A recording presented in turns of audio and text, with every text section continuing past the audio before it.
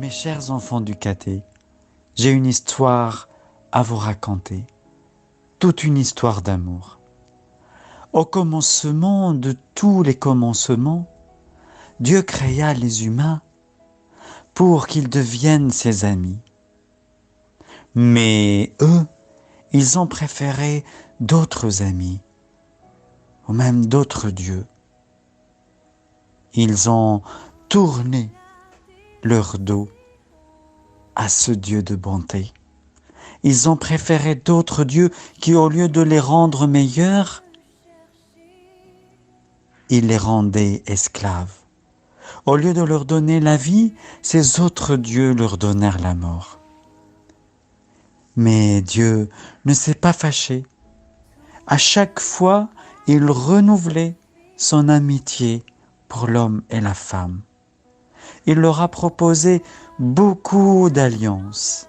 Il leur a envoyé plusieurs de ses amis prophètes pour leur rappeler qu'il les aimait toujours et qu'il est le seul qui peut les sauver.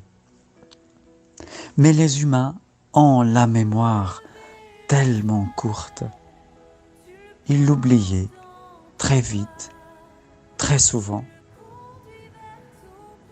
Mais à la fin, il s'est dit, je vais leur envoyer mon fils, qui est Dieu aussi. Il me connaît tellement. C'est lui qui me connaît le mieux. Personne ne peut parler de mon amour mieux que lui. Personne ne peut parler de moi mieux que lui. Le Fils accepta donc la mission et est devenu homme. Il a pris chair de la Vierge Marie,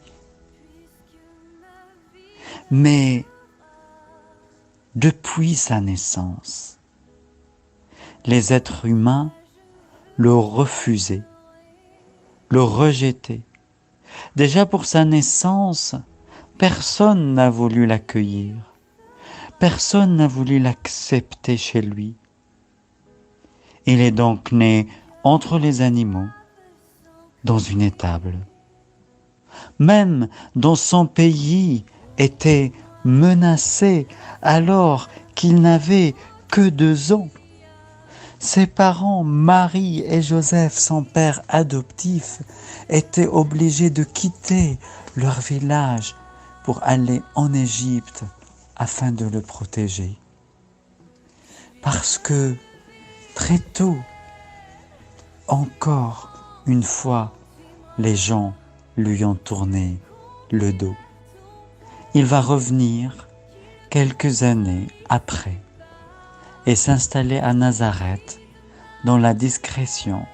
De retour d'Égypte, il va s'installer avec sa famille discrètement à Nazareth, où il va apprendre à devenir charpentier et à servir, obéir à ses parents et grandir dans la grâce et l'amour des autres.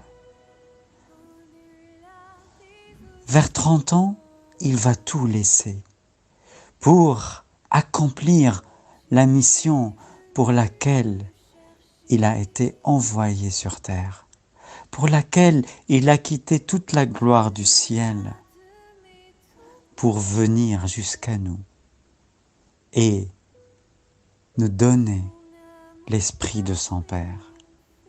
Après son baptême dans le Jourdain, il commença à annoncer le royaume de Dieu, c'est-à-dire un règne d'amour, un règne de paix.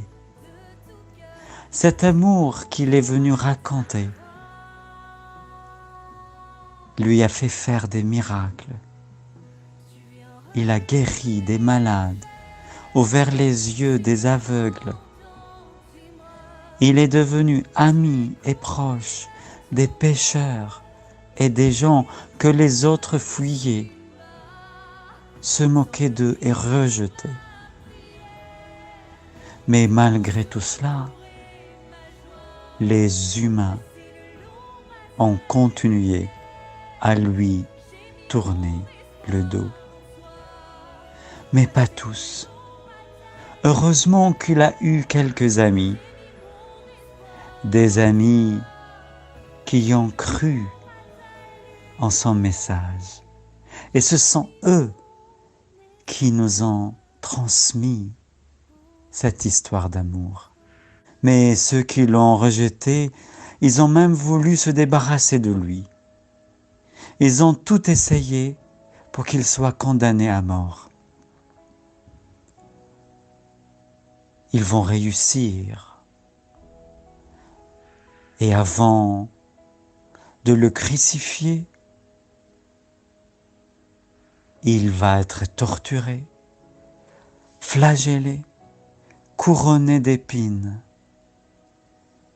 Et une fois leur haine désaltérée, ils vont le conduire au Golgotha et le fixer sur une croix. Après 3 heures d'agonie sur la croix, 3 heures de grande souffrance, Jésus est mort. Ceux qui étaient ses amis et ceux qui ne l'aimaient pas, tous ont cru que l'histoire est finie, que le mal a gagné. Mais non, la fin de cette histoire, c'est Dieu qui l'a décidé. La fin de cette histoire, c'est la résurrection, la pierre qui tombe et un tombeau vide. Dieu a ressuscité son Fils et nous a dit que l'amour est beaucoup plus fort que la mort.